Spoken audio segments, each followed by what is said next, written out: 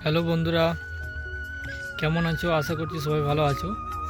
আজকে অনেক দিন পরে মাঠে আসছি, তো মাঠের পরিবেশটা কীরকম কী আছে আপনাদেরকে আমি দেখাবো, এবং আমাদের আলুর গাছগুলো কেমন হয়েছে সেটা আপনাদেরকে আমি দেখাবো ঘুরে ঘুরে।